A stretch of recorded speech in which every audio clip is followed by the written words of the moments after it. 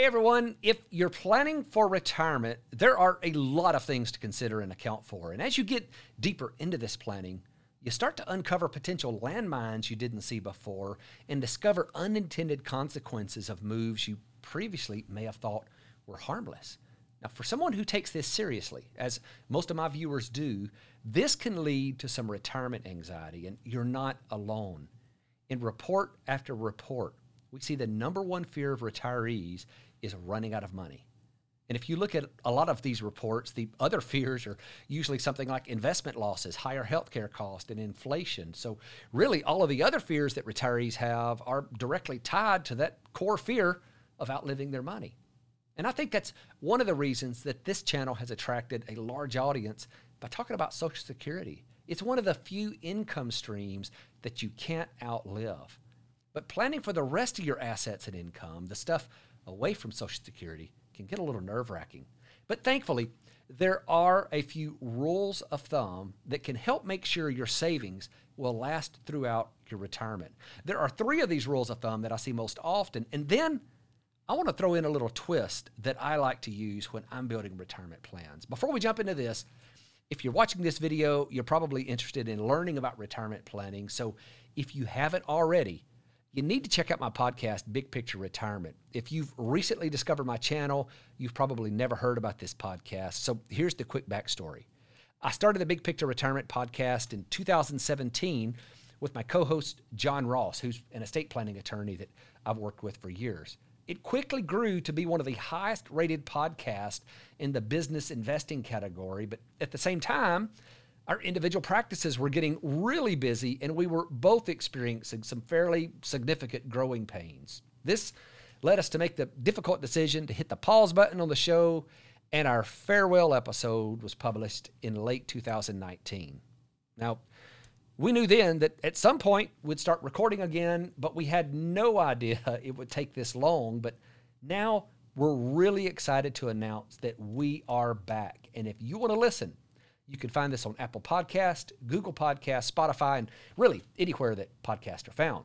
But let's get back to figuring out how much you need to retire and not run the risk of running out of money. The first thing you have to realize is there's no one-size-fits-all plan when it comes to how much you'll need to retire. But there are some rules of thumb. And again, if you've been researching this for a while, you'll probably be familiar with most of these. But stick around because I want to throw in a bonus after I talk about the rules of thumb and tell you how I would suggest approaching it. Now, personally, I think these rules of thumb are useful because they give you some broad guidelines, but they are just that, very broad. For example, there's been one around for a while that says you need to have between 10 and 12 times your final working year's salary saved before you retire. So if you earn $80,000 per year, you need to have at least $800,000 saved. That's not a bad guideline because your spending in retirement will probably be somewhat relative to your spending while you're working. You're not going to suddenly start living like you were making $500,000 a year. But it's very broad, and really, it's only useful to tell you how much you need to have saved. The specific rules of thumb I'm talking about today are the guidelines for how much you can safely withdraw without running out of money. So I'll cover the 4% rule, the dynamic withdrawal approach, and the retirement bucket approach. And then I'll talk about my favorite method, and that's tailored distributions. So let's jump in first with the 4% rule. This is probably the most well-known rule for retirement spending, and it's really easy to understand. It says that you can withdraw 4% of your retirement savings in the first year of retirement. For years after that first year, you can adjust it upward to account for inflation. And if you stick to this formula, there's almost no chance of running out of money. For example, if you had $1 million saved, you'd be able to withdraw $40,000 that first year.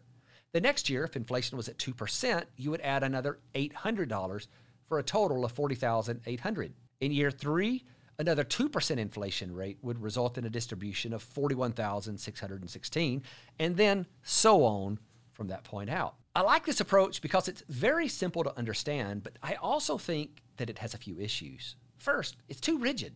Now, I'll get into that more when I talk about the tailored approach, but the other issue is that I think it's too conservative. The goal of saving for retirement is to build a pool of deferred income that you can turn on in retirement and not build a pool of money to leave to kids who are going to burn through it. I can tell you, I've been a professional financial advisor for 20 years now, and I've seen this happen over and over and over. It's fine if you want to leave some money for your heirs. We see that fairly often when we're building plans, but I always recommend digging deep and defining what your ideal retirement looks like and how much income you need to fund it. Take care of that first, and then if there's anything left over for the kids or other heirs, great. And then next, we have the dynamic approach. This approach to retirement spending dictates that retirees change their withdrawal rate based on the performance of the market and is designed to account for the changes in value of your retirement savings. So when the market is doing well, you can take more out. When the market is not doing well, you take out less. Now, this one is not as straightforward as a simple 4% distribution, but I do think that it helps to solve the issue of not being overly conservative while taking into account the risk that come with the down market. In this approach, someone will typically set a 5% distribution rate. So every year, your withdrawal is 5% of the portfolio value as measured on a certain date. Most people will use the last day of the year. At the close of that calendar year, the value of their portfolio dictates what the withdrawal will be for the next year. For example, if you retire with $1 million, you could take out $50,000. If your portfolio is increased to $1.1 million by the end of the year, the following year you could take out 5% of that, or $55,000. But if your portfolio declines to $900,000 at the end of the year, your withdrawal would need to be decreased to $45,000. Now, there's a variation of this approach known as retirement guardrails, and it probably does a better job of providing income stability because it establishes high guardrails and low guardrails for your withdrawal rate. And unless you break through one of those guardrails, you don't need to adjust your spending except to account for inflation. Now, that approach does require a much deeper explanation than that, and we just don't have time in this video to dive in enough to do it justice. So to recap the dynamic approach, you simply take out up to 5% of the year-end portfolio value. Next, we have the retirement bucket approach. This approach is simple and really good for people who like to segment things in nice, neat little boxes. Like most of these rules, there are a few variations of this, but the most popular is the 3-bucket model. In the 3-bucket model, you'd have the short-term bucket, the intermediate-term bucket, and the long-term bucket. Each of these buckets has a defined purpose based on whether the money is for short-term spending within 2 years, intermediate-term spending that's generally within 2 to 10 years, and long-term spending, which is spending needs that are greater than 10 years away.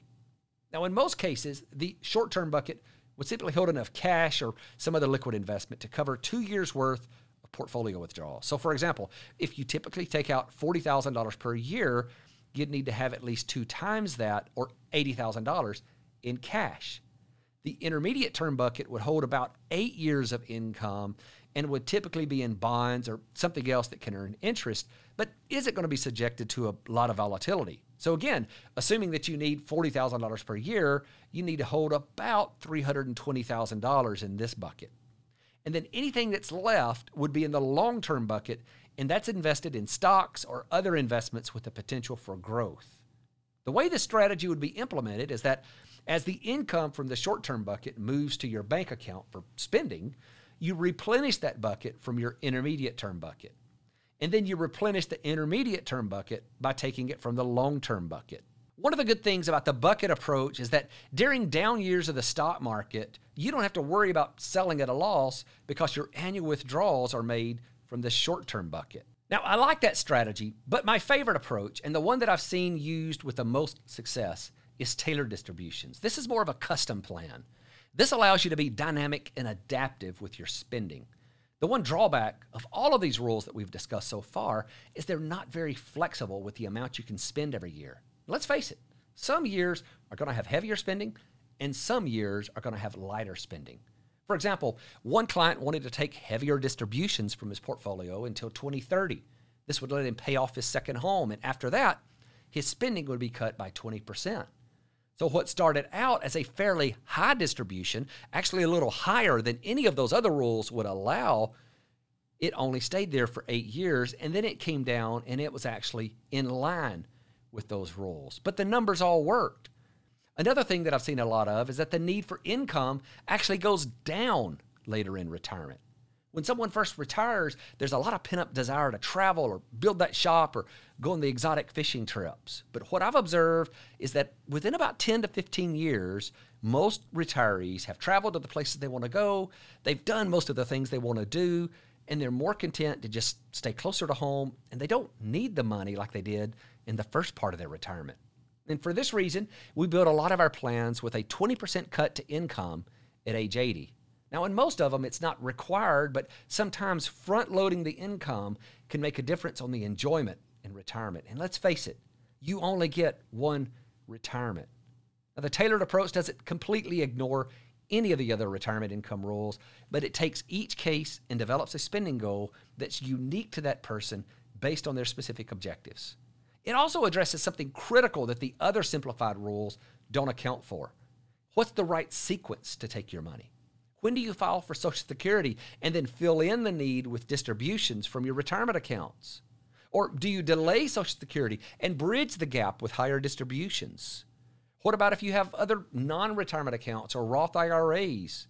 When do you tap those for income? And let me tell you, those decisions can make a big difference in the amount of taxes you pay, and they will certainly affect how long your money lasts.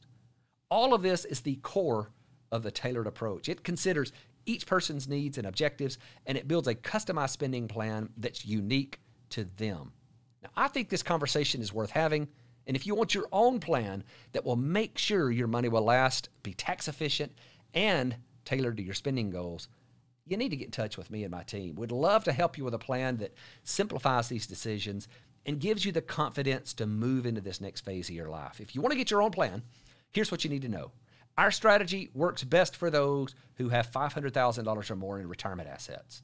I know this may seem exclusionary, but our plans often require larger savings balances to maintain these flexible distribution strategies. If you want more information, I've linked a page below where you can read more about this and even see a video of a simple plan. And if you like what you see, there's a link on that page where you can schedule a consultation with me and my team. This will be a phone call where we find out more about your needs, and based on that discussion, we may or may not recommend one of our plans. Not everyone needs our services, and we only want to use our time and energy on the cases where we can add value. So if you'll look in the description, you'll see that link, and we'll pin it in the first comment as well.